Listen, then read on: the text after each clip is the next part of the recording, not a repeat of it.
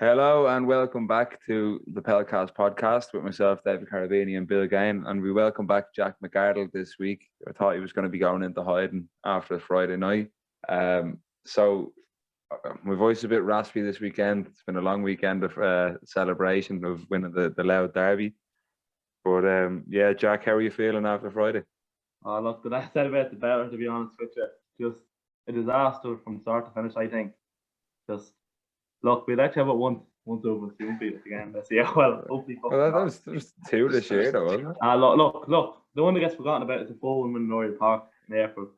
Look, that one went out the window though straight away. But yeah, we weren't great, but look, we'll let you have it. Sure, look, it was a great atmosphere. To be fair, like from both sets of fans, it was a great atmosphere, and like I think it leads us into what we'll be talking about today is like flares in football displays and things like that. You know, tifos and the likes.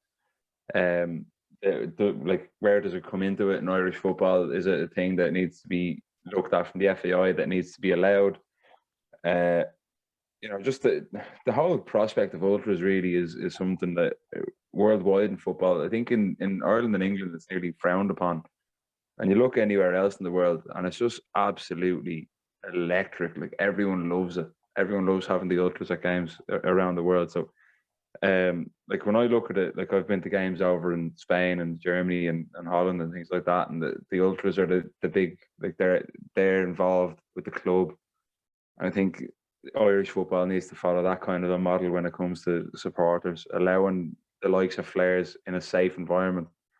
Like I saw you just brought a few up to head in the game park on Friday night, Jack. What did you make of it? Yeah, the atmosphere. I can see, like I'm all for them once they use rightly. Like I'm against throwing them on the pitch and fucking putting like messing about with them. If you can do it right, then it's grand. But if you're taking advantage of it and throwing them at people or throwing them at players on the pitch, there's no room for it. But like I see what it brings. Like obviously it just depends on the hands of who it's in.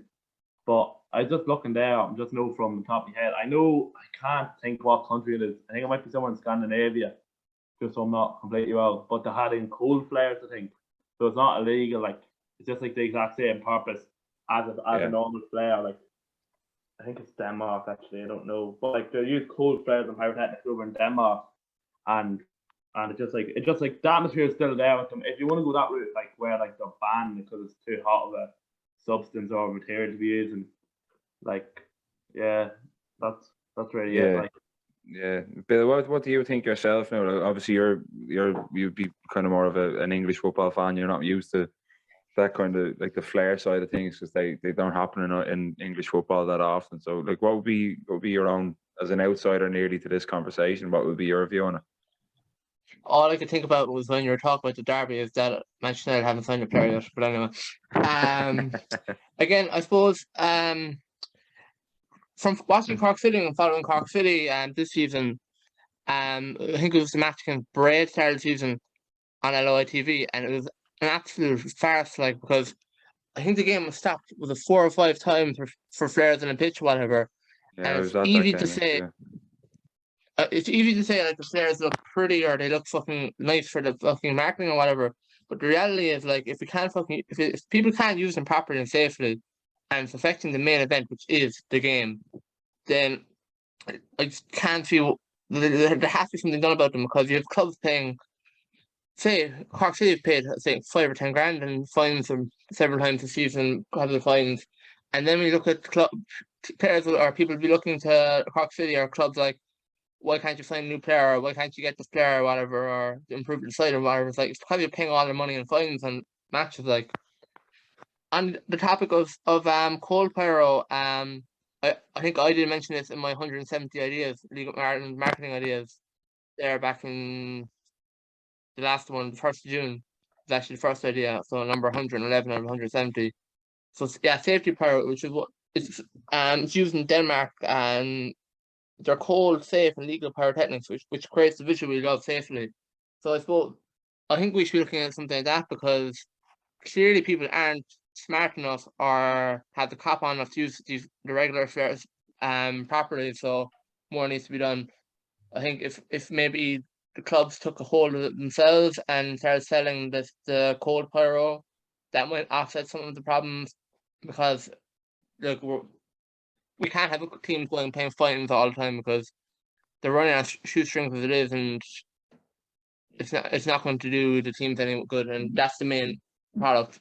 We like looking at the visuals or whatever, but the main product is on the pitch, and if it's affecting on the pitch, then they have to go. I don't think it brings more than just a visual. Like, I think it's more like you can see, like, just say for example, when Drogheda scored the other night, under the ending, they're lighting flares, and it like just lifts the crowd. Like, as much as you're looking at it, I think fuck them, like, sort of thing. You can see once you got brought out, though, I don't know, it's more of like an atmosphere. Like, it'd be like I don't know what way you describe it. It'd be like wrestling when there's fucking a pop, someone comes out like back returns, like The Rock or something comes back, like people go fucking mad, like, sort of thing.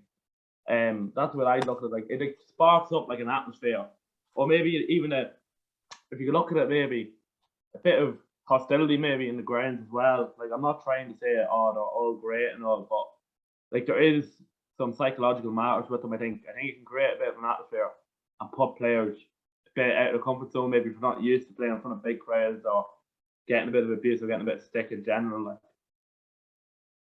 Yeah, well, for me personally, like, I look at it saying, like, you're talking about the fines that the clubs are paying, and I think we covered a lot of my rant on the powers that be in the last episode with Peaky Pansiders, but like, the fines are decided by the FAI. The FAI are the ones that decided to ban them from games in the first place. If they're not banned from games, then there's no fine.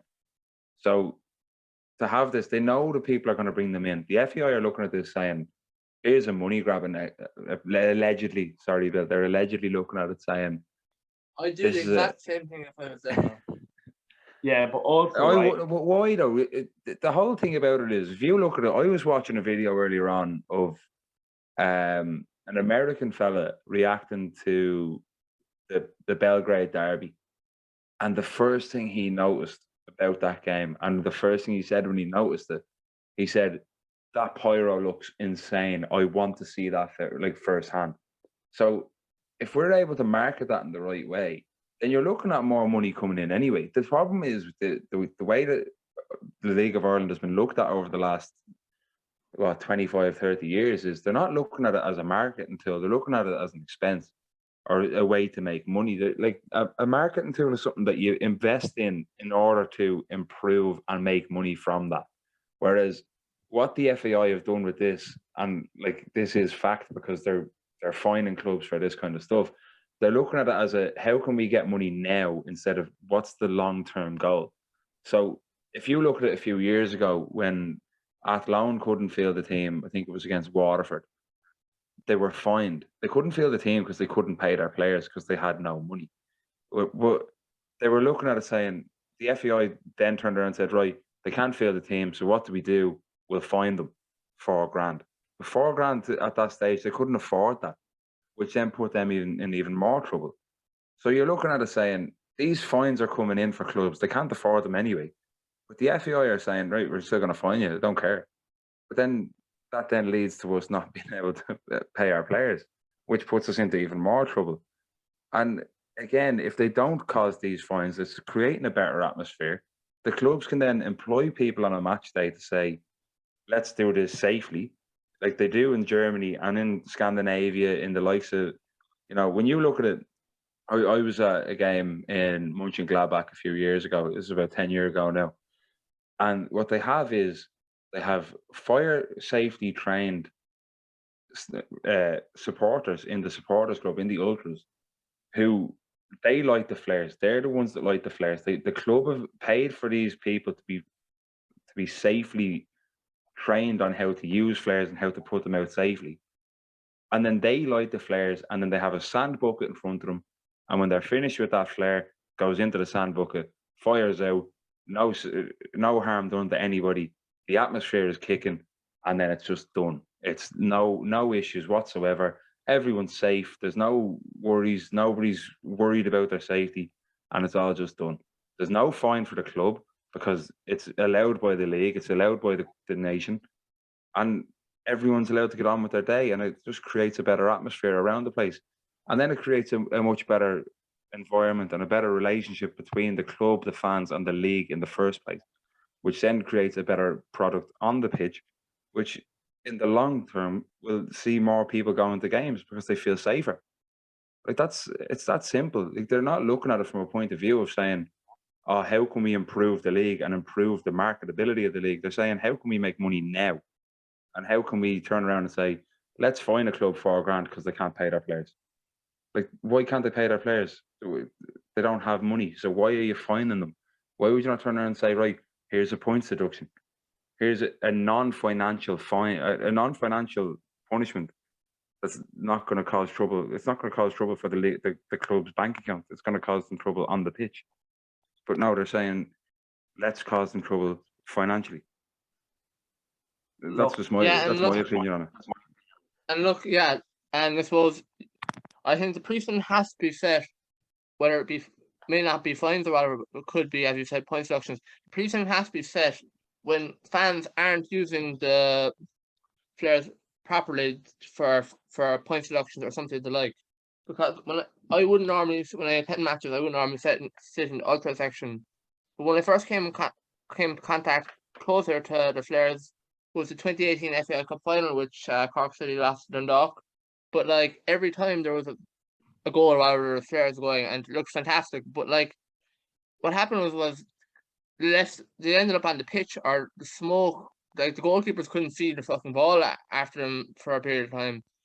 And like I'd love to know what we always talk about, how we like the Flares or whatever, and the visuals and the atmosphere. But like, what do the players think of these Flares when they're getting in the way of the actual match and them seeing the ball? Because again, as I said, Cork City and Bray in February, the match was stopped 3 or 4 times because of Flares. So again, I think the clubs need to take ownership on this, work with the FAI, and maybe have those designated sections if we're going to have them.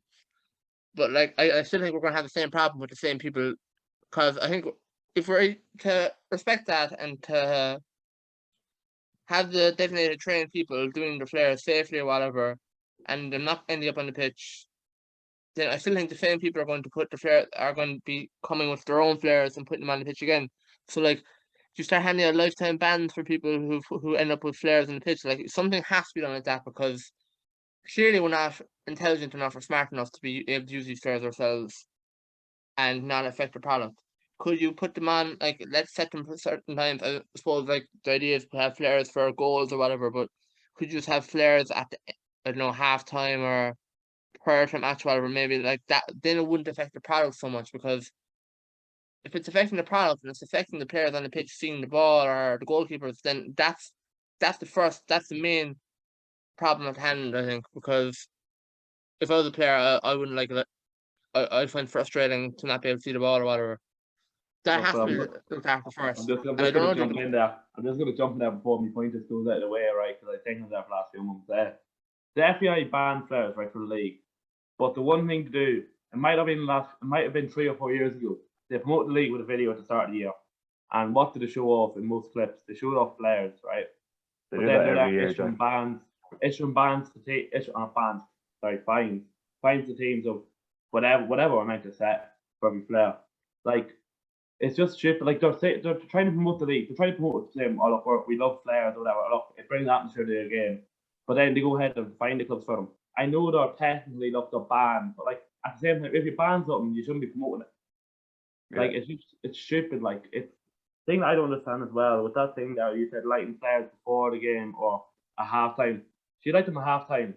Sure, most people are going to be away for a pint or going to get something or going for a piss. Like, they're not going to be there. Yeah.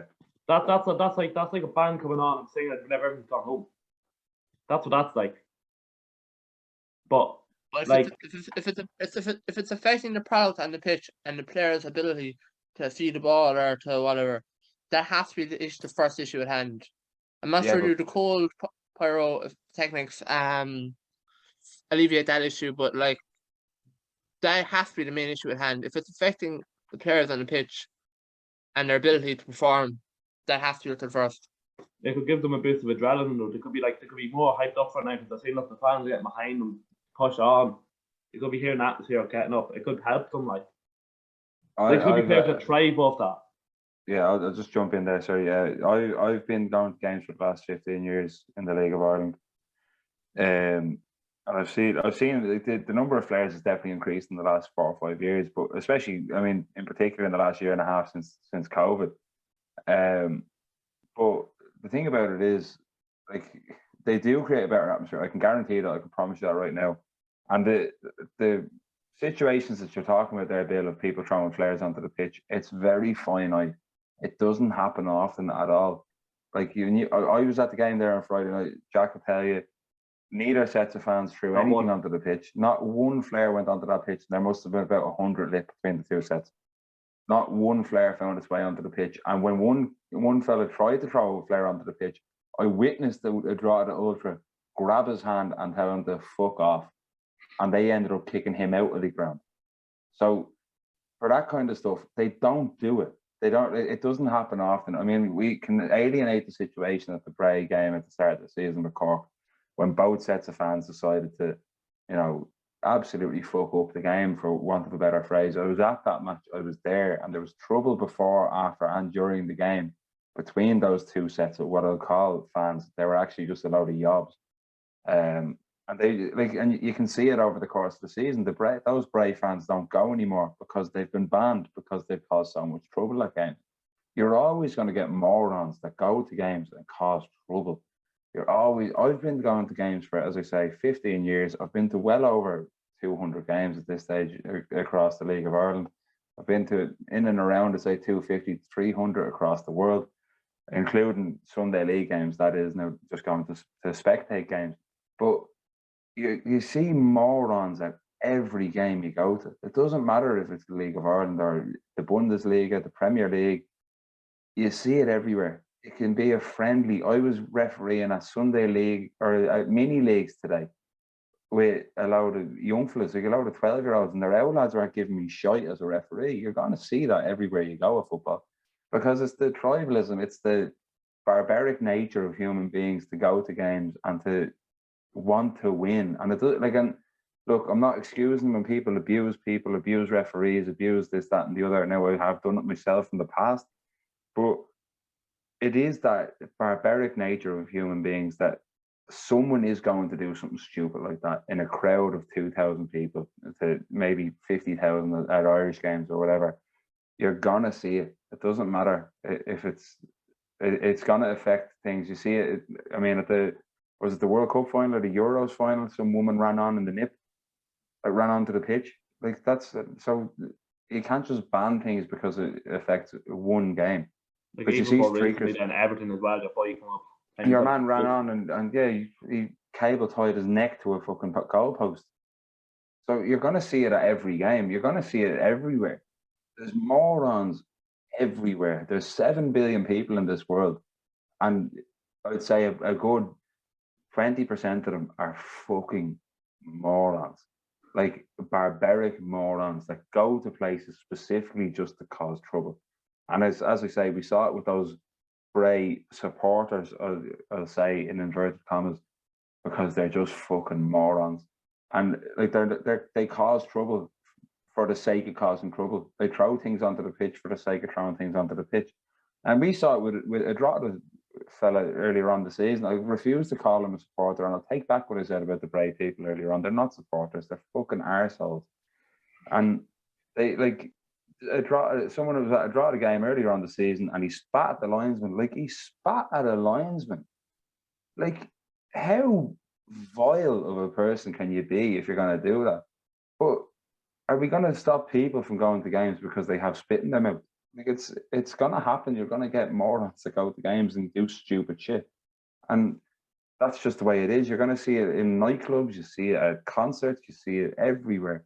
In crowds of people, you're going to get people that are gargled off their tits, and they're going to cause trouble.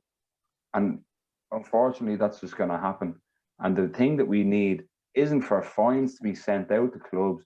It's that they need to be able to afford to have proper policing at these games, where these idiots are being reprimanded and are going to be dragged out of there by the scruff of the neck, and they're going to be strung up by the bollocks in front of the world and said, this person is banned from this ground. They are banned from League of Ireland games. Do not let them into the ground ever again, because they have caused trouble in this way, shape, or form. They do the same thing when it comes to racial abuse of players. They do the same thing when it comes to racial abuse of fans. It needs to be done for these people. They need to be identified as the morons that are ruining the game, and they need to be just banned. Simple. And the ban needs to be upheld, because I know for a fact that that person that spat at the linesman at the draw of the game has been the game since.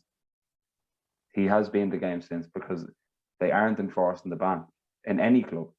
And I'm sure your man who got the lifetime ban when Eric Cantona kicked him in the face in 1995, I'm sure he's back in grounds now. 25. He's probably back a year later. Yeah, he's probably back at the deserves next it. match. But he's probably back at the next game. Probably back at the next game. This is the thing. Like, they're not upholding the ban. They don't. That's the problem. The ban needs to be upheld, and they need to make an example out of people. And it's that simple. To be fair, how are they going to stop it? Like one fella, like say your boy got banned for the Canton, Old Trafford, 70,000 seater stadium. They're not going to find him every week. Not at all. Absolutely. This is exactly it. You know, you're not going to see, it's the exact same at Drogheda games, Dundalk, Bray, any ground in the country. You're not going to be able to turn around and stop everybody going in. You can't check everybody going in. There's no feasible way of doing it. So there has to be some sort of a way to properly punish these people and stop them from going to games. And it's that simple. Maybe when you're buying a ticket online, your name is attached, block their name from being attached to tickets. But I know, again, there's ways around that.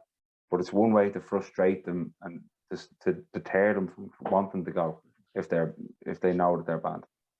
But again, as we said earlier on, you're going to get these morons that literally just go to games to cause trouble.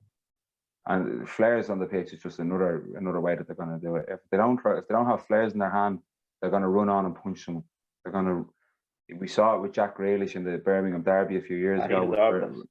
If he did or he didn't, your man still should. He's a grown man, shouldn't be running onto a pitch punching someone in the face. It doesn't matter who he is. It doesn't matter if it's Jack Grealish. It doesn't matter if it's me. It doesn't matter if it's you. Nobody should be running onto a football pitch to throw a dig at someone. So, like, you can't. And again, I'm sure your man that did it is probably back in grounds now as well. So it's the barbaric nature of human beings to do it. And I'm sorry, I don't agree with saying the flares should be banned. I don't agree with fines for flares. I don't agree that clubs should be financially punished because they're trying to create an atmosphere with their fans. And that's my opinion on it. And like, I'm sure you will have your agreements and your disagreements, but I'm sticking to that. I can't look away from the fact that I've been going to games for that long. I've been to that many games. And when flares are let off, it does, as Jack said, it creates a hostile atmosphere for the opposition. Like, So, yeah, like, sorry, go on ahead. no, go on. Like, I agree. Like, just even looking like Oriel probably, well, Fortress haven't been back there yet. We probably won't. Well, hopefully not. I'm not fucking saying that now with my luck. But like, you see, Oriel, it wouldn't even need to be there.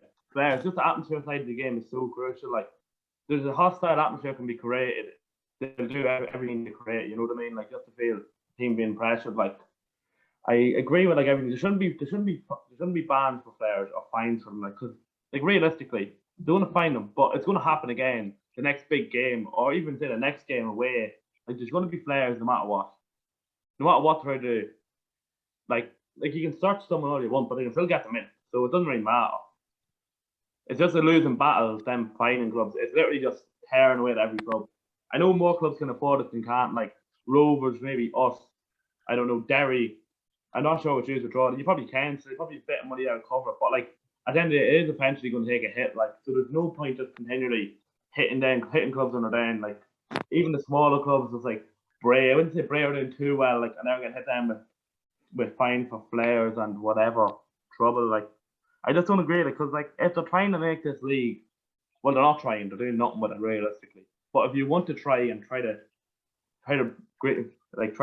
maximize the potential, you wouldn't be hitting in a club every week for doing something that's going to realistically, it'll bring attention to games because it'll be like, oh look, Dundalk done a display here, calling whoever a cunt or whatever, and it'll be up on social media, and a few hundred people will see it, a few thousand maybe, just depends on the reception.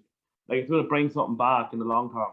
If you get me, like even like the smallest things like the flares, like I just don't understand like the fine side. I know they're illegal, but then you showed them in your FDI promotion video for the league a few years ago.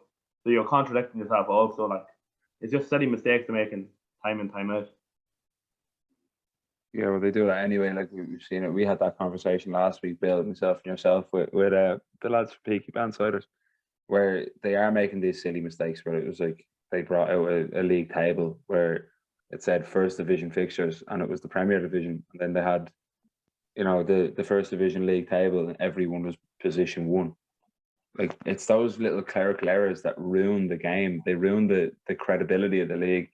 And like, when you're fining teams for having a flare, it's a flare, man. Like, if it's done safe, then what's the point? Like, by all means, I completely agree. Throwing flares onto the pitch needs to stop. If it injures someone or gets thrown the pitch, fine them. That'd be it. Well, if it's thrown on the pitch, it needs to stop. They need to stop people throwing on the pitch. There's no excuse around that one. Like, there is no. No, absolutely not. But then, like, absolutely fine them for that, and fine them for allowing that to happen. Fine them for their fans. Fine them, but you can't fine them for just lighting it in the stand. Like, come on, like you see it yourself. I'm convinced, Jack. I know. Like, I promise you, I wouldn't slag you too much about the game on Friday night. But we've beaten Dundalk at home this year for the first time. We've beaten them twice for the first time in our history at home in one season. The first time ever. And I'm convinced that the reason we won those 2 games this season was simply 100% down to the fans. And by all, like, in fairness, the players, Jack, you say, yourself, you were at both games. The players were immense for both of those matches. The draw of the players worked their fucking socks off in both of those games. They were brilliant. They were absolutely brilliant. They covered so much ground. Like, they covered nearly as much as Josh Cullen did in that Ireland-Scotland game with his 11,000 kilometres covered. But nearly, yeah. Nearly, yeah. And that's, this is like, the draw of the players work their socks off. And again, they do that every game. Full credit to them. But when it comes to games against the likes of Dundalk and Rovers, who we've beaten 1-0 at home this season, and in both of those games, we scored, like the game against you, we scored after 53 seconds. And the lads put 89 minutes of pure graft in. And like, they would have been bollocks after 70 minutes with the amount of running that they did. But that extra 20 minutes. Once you scored, I need to get into the word. My head, once you scored, I thought the game's done. Like, but that's because it gave our fans a lift. And the flares gave our fans a lift. The display at the start of the game, you said it yourself, you texted me on Friday night, that was some display by you boys. That kind of stuff, it gives the fans a lift, which then gives the cliched 12th man that lift. And it just creates that atmosphere. And it creates the hostile atmosphere for the away side. And I'm sorry, Dundalk didn't want it on Friday night because the fans were so hostile. They shied away from it. They were fucking terrified. And I think the likes of, your man Adams and Lewis McCarry, they're both cracking little players. I've seen them a few times this season on LOI TV, on highlights packages and things like that. They're both brilliant players. But in that first half, they did not want to be there. They didn't want to be near our side of the pitch because they were fucking terrified. And even the game in Oriel earlier on the season, Adams didn't want to be there. He was taking corners in front of us. And I could see it in his face. He was shitting himself. The second half, then he goes over the far side in front of your lot, and he's fucking incredible. He tore us apart. So, like, when it comes to that side of things, like the atmosphere, the hostility, it creates that extra little bit that gives the home side or whoever has that in front of them, it gives them that extra little bite, which then creates a much more entertaining game. And then it creates a more entertaining evening. And the kids love them when they're not right behind them and under the flares. Like, the kids love to watch them. Like, I heard a kid say behind me the other day, "Oh, I can't wait to see the display. I can't wait to see the flares." It gets people coming back to games because that atmosphere is what you want. I don't go to games. Just something to catch on to, like as I say, just something to bring them back. Yeah, like if you want to watch good football, right? They're not as good players. But you can go down and watch. You can watch, but you can go down and watch a Sunday League game if you want to watch good football play. But the reason you go to League of Ireland isn't just for a higher quality of football. You go to League of Ireland for the atmosphere. You go for the moments. The reason it's called the greatest league in the world, and I say this all the time to people that look down on the league. We don't call it the greatest league in the world because it's the fucking highest standard. No, of course it's not. It's not the highest standard. It never will be. We call it the greatest league in the world because of moments. Like, you see moments that happen in this league. Like your man Tom, every League of Ireland fan in the world knows him. everyone knows him. And like he was sick a while ago, and everyone was devastated. Everyone was sending him well wishes, like, from every club. Like that doesn't happen. You see, like I remember going mad on Twitter a few years ago when there was fights between Bows and Rovers outside Dalymount in Phibsborough. There was fights between the fans, and everyone, all the media, the Irish media, jumped on it. They latched on the opportunity to shit all over the league. And I'm not saying allegedly this time, Bill, because they fucking did. They latched onto that, and they grabbed onto it for weeks. And they did the same a couple of years last year at the FAI Cup final. You know, they were right on top of it, straight in there. Oh, look at this. You wouldn't see this at the guy. You wouldn't see this at the rugby. You wouldn't see this, that, and the other. But they fucking latched onto it. And you know what happened? Exactly, at the gas, someone got their fucking eye gouged. Yeah. And you wouldn't see that. I tell you what, you would not see that in a Dublin derby. I don't care what anybody says. You wouldn't see it. You wouldn't see it in a derby. You wouldn't see that in football. You would not see someone getting their eye gouged in a football match by the players. People say that the violence doesn't happen at a GA match or whatever. It does, but it happens on the fucking pitch in the spectacle where people are looking. Where the kids are looking at these people saying, I want to be like him growing up. I always bring up the example, I think it was 2015, I think Dublin won the All-Ireland. Dean Rock scored a free in the last minute, put the ball over the bar. The first thing he didn't celebrate with his teammates for winning the All-Ireland. The first thing he did was punch someone in the back of the head. Punch his marker in the back of the head. So I'm sorry, if you're turning around to me and saying that the guys, you wouldn't see violence there, I'm sorry, you fucking see it on the pitch. And again, I was watching the Irish rugby match the other day, and it was the exact same. You see it on the pitch. You don't see fights on the pitch in football. You very rarely see it. But you do see it at rugby and GAA. But what I mean is, when I bring it back to the greatest league in the world point is, like when Mark Farron was sick, rest in peace to Mark Farron, League of Ireland legend, every single club in this country put money towards his operation, put money towards him to get treatment, to look after him. And that's because he was one of our own. It didn't matter that he was from Derry, that he played for Derry. He was one of our own as a League of Ireland man. So the likes of that, when Ryan McBride passed away, the whole league was heartbroken. We're absolutely heartbroken. When Dundalk were in the shit in 2011, the League of Ireland put their hand in their pocket and they saved them. Sadly, we couldn't do it for the likes of Monaghan or for, every other club from Cork. We couldn't do it for Kilkenny. But I'm sorry, when Dundalk were in trouble, everyone put their hands in their pocket and put money into a pot to save that club. And fair play to Dundalk. I'll say it now, fair play to them. They took that and they've ran with it. And ever since, they've been fucking incredible. They've been a testament to the league. I hate saying it, but they have. But that is why this is the greatest league in the world. When you look over in England, Bury were in trouble. What was happening when Bury were in trouble? Alexis Sanchez signed for Man United for 400 grand a week. That kind of shit. United, who are Bury's neighbours, could have turned around and gone, here's that fucking 10 million that you need to survive. But they didn't. They didn't. Whereas when it comes to the League of Ireland, if one person is in trouble, everyone's in trouble, and we fucking band together and we put it right, or we do our fucking best to do it. We do our best to put it right. And it doesn't happen in any other league. It doesn't. And I'd love to be corrected on that, but I can tell you right now it doesn't happen. Because this league, there's something special about the League of Ireland. There's something so special about it. From the bottom up, from the shit heap, from the right at the bottom, right the way up. The newest club, Treaty United in Limerick, right the way up to the likes of Rovers and Dundalk. Every single club in this country means something to everyone that supports the league. It doesn't matter that I support Drogheda, Jack supports Dundalk, Bill, you're becoming a Cork fan, and I'm convinced that you're going to be, in the next few years, you're going to love Cork City more than you love Man United. He'll be going like the players now, he'll be going against Dunbar. But I'm telling you now, this is what's special about the League of Ireland. The League of Ireland is so special to every single person. We average in and around, let's say, 25 to 30,000 people a week at games. And I'm telling you right now, all of those people would fucking die for their club. They would die for them. The clubs in this league, we are a fucking family. The League of Ireland is a family, and we put everything into it together as a family. We all have each other's back, right? Drogheda hates Dundalk, Bows hate Rovers, fucking Cork and Limerick have a bit of beef, Waterford and Limerick, Waterford and Cork. Derry and Harp, Sligo.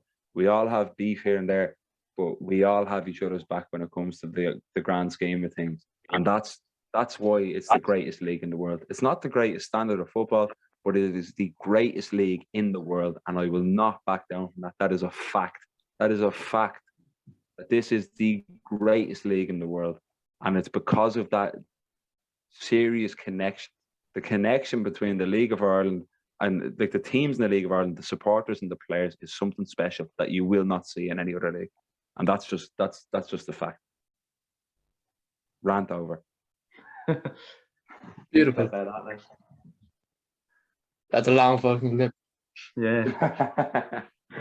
No, look, I mean it though, lads. Like this is something like the League of Ireland for me. I've been following it for years.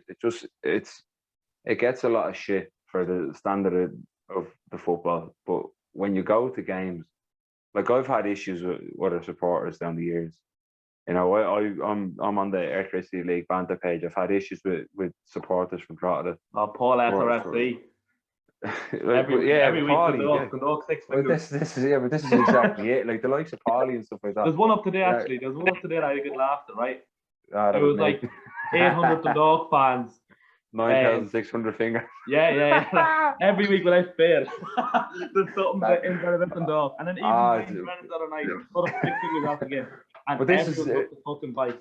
Again, this is exactly it. You get that from it. The whole league comes together with that insult, with that kind of togetherness as well. It's like as I say, we are the family. It's like the older brother bullying the little brother or something like that along those lines. And Dundalk do it to other clubs as well.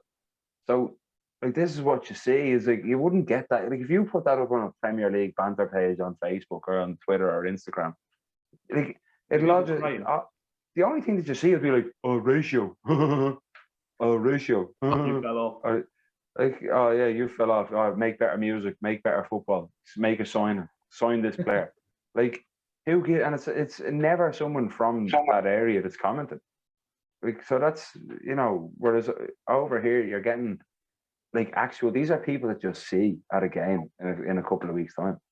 And then when the players get involved as well, like the players are just normal blokes. If you look at it, when we scored the other night.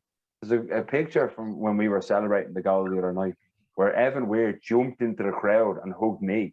Like the two of us just fucking holding each other there for a second. Just like, and then we realized, oh shit, the game is still on. So just let him go and let him run back onto the pitch. You're not like my cousin's a Spurs fan, right? And he texted me. He saw it and he texted me after. He goes, I can't imagine ever doing that with Harry Kane. And that's because he wouldn't. There's rules against it in England.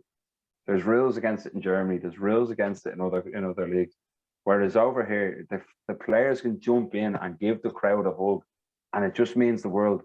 Even I was at Pat's last week, and the away fans, the away players warm up in front of the away fans, and the lads were running down, and every single time there was a row of kids in front of me, and every single time that the lads were going out to warm up, every child got a high five from the players. And you're not going to see that. Like if you see Chelsea playing a game at home at the Bridge, you're not going to see, I don't even know a Chelsea player anymore, but you're not going to see them high five. Ziyech, say you have Hakim Ziyech running down the line doing his warm up, you're not going to see him giving a kid a high five. Whereas in the League of Ireland, you will.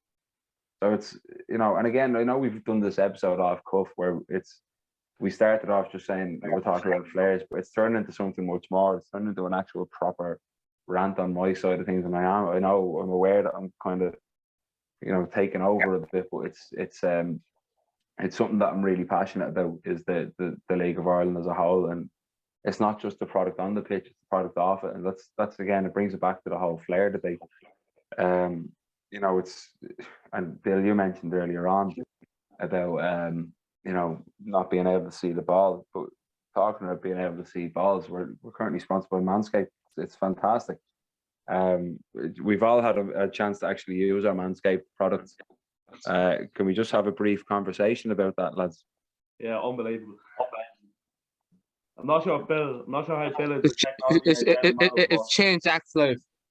Oh, yeah, definitely, yeah. It didn't change fucking anyone else's stuff. So Jack is upload. Look, Bill, whenever you get it working, You'll be laughing as well.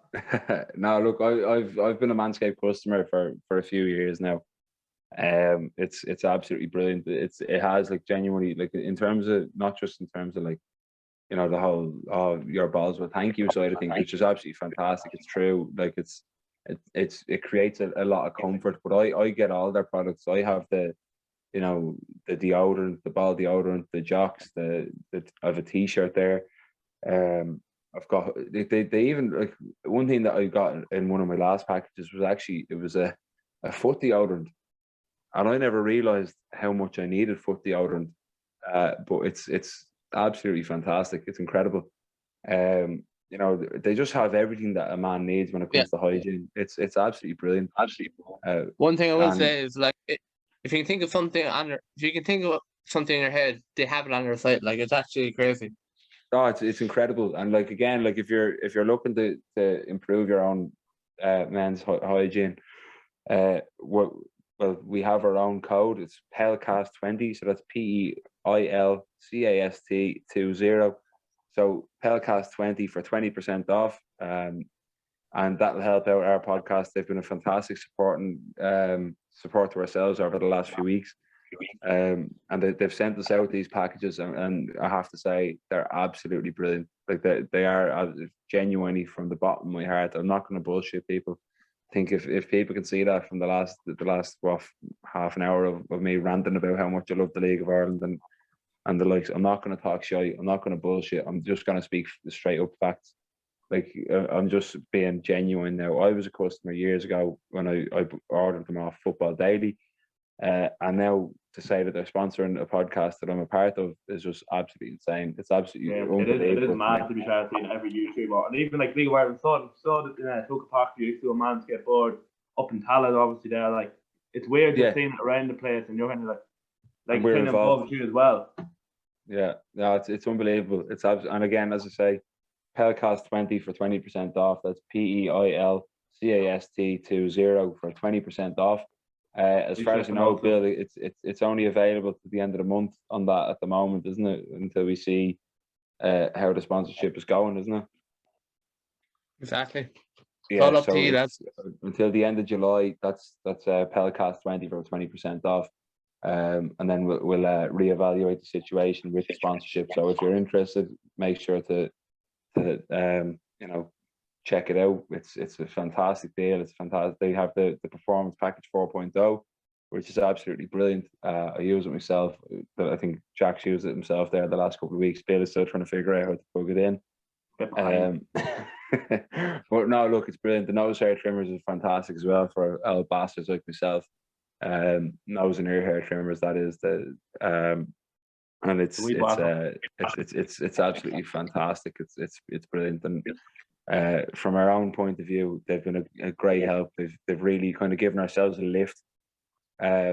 Personally, from ourselves trying to record this podcast, trying to giving us a bit of motivation to actually do it. So no, look, we'd like to thank them very much, and we'll get back into talking shite about the League of Ireland now as well. So no, look, thanks very much to Manscaped, and if you're interested, please, manscaped.com, Peilcast 20. That is the way to get 20% off, and it does support us, and it gives us a big lift. And speaking of a big lift, you talk about having a lift. We did record an episode a few weeks ago with the lads from Head in the Game, who they're doing fantastic work over there as well. So look, it's men's mental health is a huge thing, and I think it's something that not to monetize it, but again, it's hygiene is a great way to go towards actually having a good mental health state. So if you're struggling, I mean, I'm not trying to plug this in a way of getting you to buy something from us. If you're struggling, speak to someone. If you're struggling, sometimes hygiene is actually a really good way to get yourself out of a rut, and that's a genuine feeling from myself as well. But yeah, so look, we'll get back into talking about the League of Ireland. I think we'll move on now, lads. What do you think? Yeah. One thing I will say, I think we've cursed more in this episode than we have in all the other episodes. Just about to say, I think the sponsorship is gone. Definitely, absolutely. No, look, we've been very bold with our language today, but I think it's something that we've had to kind of It's nearly just for emphasis, just to get the point across. I think, isn't it? Like, and speaking of cursing, I think it's something that happens a lot to referees. We'll move on to a chat. Just a brief. I think it's just a brief chat. I think it's something that needs to be talked about. Particularly, I saw a video earlier on of a decision in the women's league, where a goalkeeper came out to punch a ball clear, and she punched the ball. She won the ball, and then the striker ran into her, and the referee gave a penalty. And I think the standard of refereeing in this league is something that needs to be improved severely. It's cat, right? I mean, look. I found out on Twitter last week that apparently, because I am now a referee, I'm not actually allowed to criticize referees because they'll be out in force. Tell you that, right? Look at the other night with that loud derby. Probably it was not an overly bad tackle. We were talking half time? What, 6 or 7 yellow cards? There was 6 yellows in the first half, 1 in the second. And it wasn't an awful challenge at all. The frustrating thing about that, Jack, right, in that game, I actually thought Neil Doyle had a fucking great game. I don't think so. I think bar the yellow cards, I thought he got so many decisions right. I thought he was really, really good. He was too card happy, and that's the only criticism I'd have of him that night. I thought he gave a lot of free kicks that were free kicks. I thought he gave some really good advantages, and he let the game flow at times as well. I thought the linesmen were fantastic as well, but I just think the issue there with Neil Doyle there's no doubt about it. I know Bowes fans hate him, but he is the best referee in the league. There's no doubt about it. But he is just too card happy. But when you look at the other referees, when we had the game against Pats last week, some of the decisions were just bonkers. And when I tried to go on Twitter to complain about it, then the referees are out in force and they just won't accept the fact that they can get things wrong and they won't come out and talk about it. Bill, what were you going to say there? Look, I don't say that.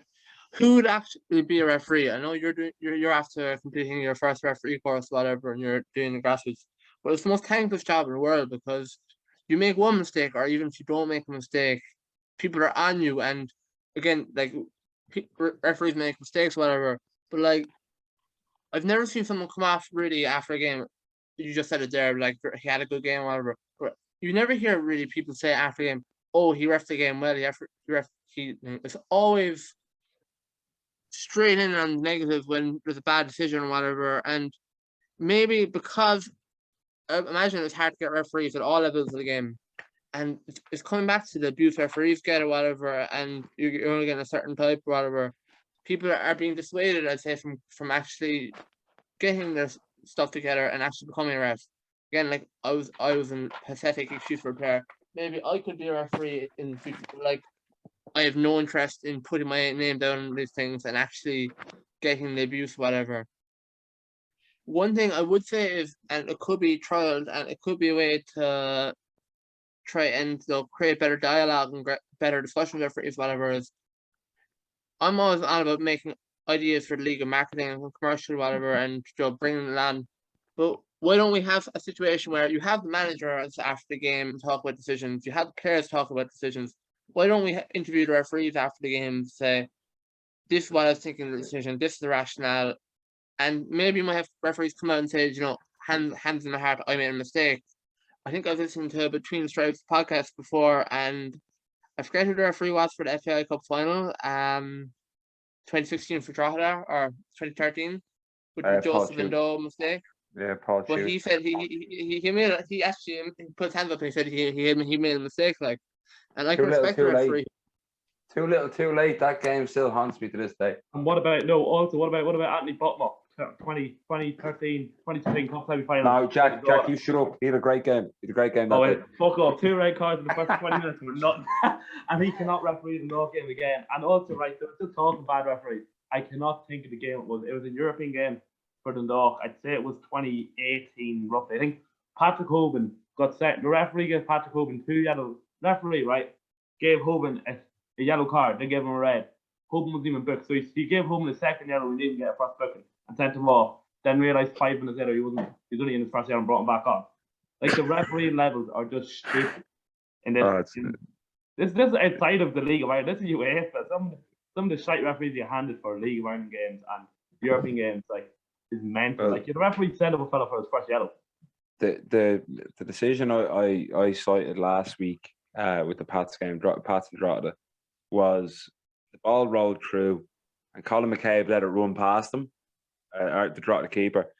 Again, I just mentioned this for me personally. I just think Colin McCabe got a lot of abuse at the start of the season from Drogheda fans. He's been fantastic since Sam Long left. But he let the ball run through, went out for a goal kick, and Sunday Owalabi jumped into him with his elbow. Now, Colin McCabe, I'm not sure, Jack, you saw him there on Friday night. He's about 6'6". He's Jesus Christ, he's nearly the same height as the goal. Like, Owalabi, he's not the tallest bloke in the world. Catches Collie fairly high up from my angle, which was right next to the linesman. I was sat right behind the linesman when the incident happened. And with me refereeing hat on, straight away my call was it's a free out and a red card for an elbow. That was my first instinct as a young budding referee, which is what I'll say. The linesman, the referee gave a free out. He gave a free out. I don't think he was reaching for a red card. Maybe my bias was saying red card, but the referee gave a free kick to Drogheda for a foul from Owalabi. The linesman then flagged and said, no, it's a free kick to Pats because of him. He obstructed him. Now, that's right. Fair enough. You can make wrong decisions. I've no problem with that. Lads can get things wrong all the time. I've no issues with that. But there's a difference between mistakes and bad decisions. And this is why it was a bad decision, was because the incident happened 2 yards inside the box and he gave the free kick on the edge of the box. So if it's a foul by the Drogheda player, it's a penalty. But it wasn't. It was a free out. And again, as I say, my bias would have said it was a red card. But the referee gave a free out. The linesman flagged and said, no, it's a free in. But it was inside the box. So how does that make sense? And again, it's bad decisions. And that's where we're losing the referees, is they're making bad decisions. It's not making mistakes. There's a difference. As I say, mistakes happen. Mistakes is a 50-50 challenge. The ball goes out for a throw in or a goal kick or a corner and they give it the wrong way. That can happen. It's the game is played at a lightning pace at the top level and mistakes do happen. But bad decisions, I will not tolerate. I'm sorry. If they're making these decisions, they have to, especially at the top level where there's so much at stake, you have to get it right. You can't afford to make these bad decisions. And at times it feels like they're doing it on purpose, because like he had given a decision 2 minutes beforehand where he didn't give a foul, which again was a blatant foul on the Drogheda player, and it was in front of the Drogheda fans, and it just feels like they want to wind people up at times with some of these decisions. It's just crazy, absolutely crazy. And then when I criticise them on Twitter, I get abuse from 2 referees. That, I mean, if you want to check it out, you can go onto my Twitter and scroll back through them. You see the tweets from the 2 referees where they say, basically along the lines of, you'll never make it as an elite referee. You're, this, that, and the other. And when you're going for your assessment, I'll do your assessment, and you've already lost marks if I'm assessing you. So from that side of things, I think that is incredibly unprofessional. It just makes the league look like a farce from the official side of things. They just they should be coming out talking about the decision, but they're not. They're coming out like fighting for no reason. They're coming out criticizing me then for having an opinion on it as a young up and coming referee. So it's not just Bill's point of saying, the referees get a lot of abuse. Yes, they do. It's wrong. It shouldn't happen.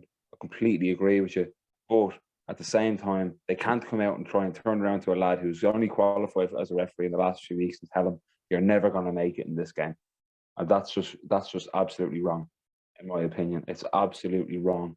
They shouldn't be coming out trying to deter a 28-year-old referee who's just qualified in the last few weeks and say, you're never going to make it as an elite referee. Because that's my aspiration, is to referee at the highest level, because I want to be able to enforce change and actually make a difference at the top level.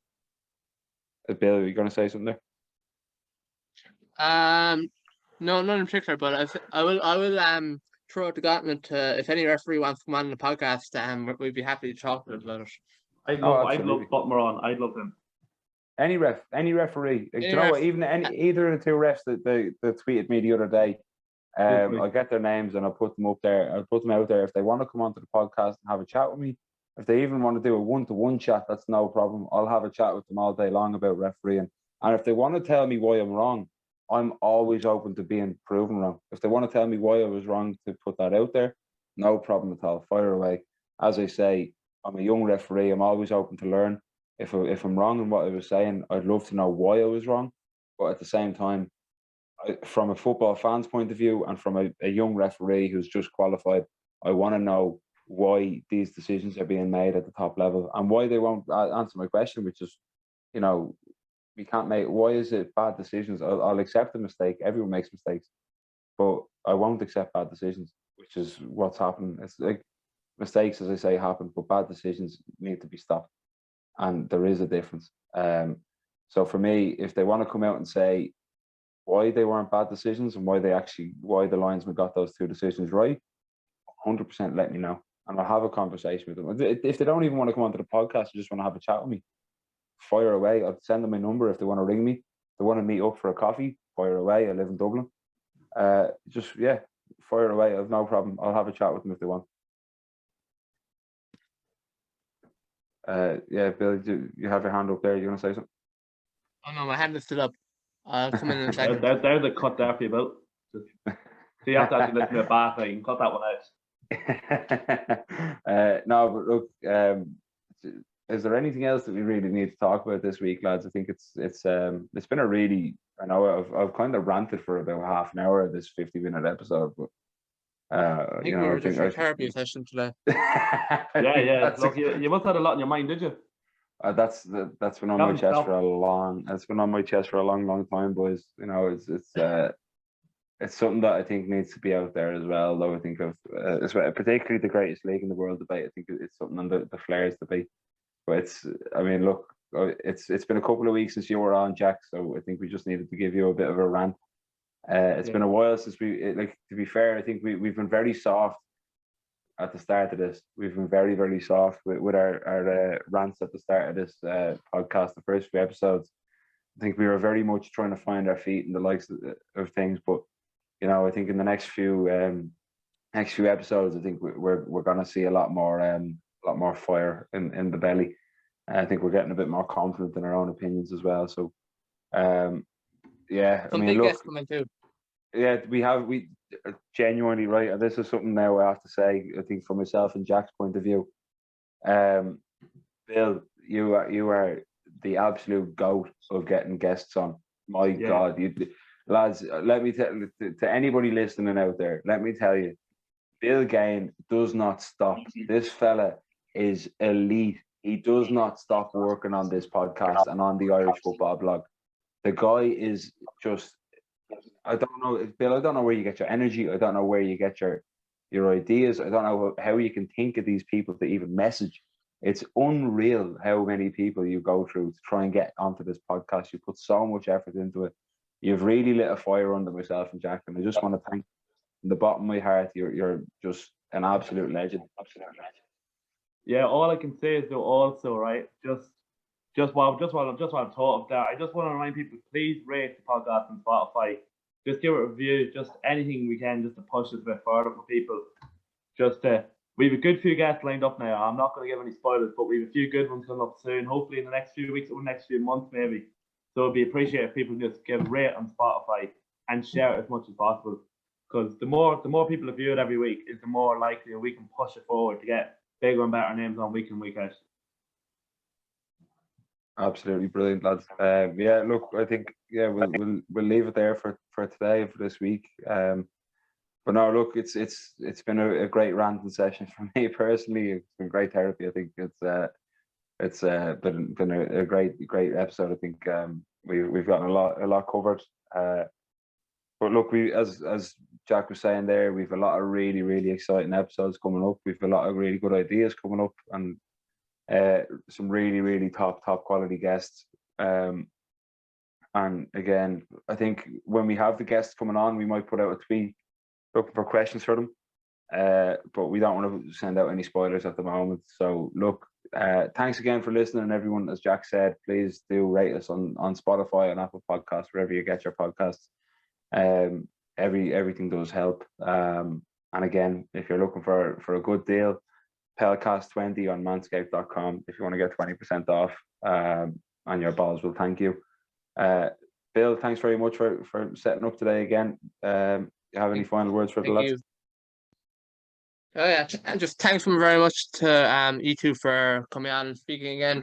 I suppose I take a back seat in this episode and just kind of speak when I don't know when it feels fits. I'm the novice here. I'm the one who's kind of introduced to the league and different things. So I call myself the biggest fraud in Irish football, but only I'm allowed to call myself a fraud. And yeah, big things ahead, I think. Great stuff. Yeah, we're 2 months old. 2 months old on the Peilcast now. On is it Tuesday? Tuesday, the 12th of July. Fantastic. And Jack, do you have anything else that you want to say to people? Just pass the pod, spread it a bit. That's all I gotta say. Yeah. The Peilcast is massive everywhere we go. But yeah, look, thanks everybody for listening. Again, if you can leave us a like rating and please subscribe to the podcast on Spotify, Apple Podcasts, wherever you get your podcasts. And yeah, look, thanks very much for listening, and we'll see you again. Up the drugs. God. Glory, Man United.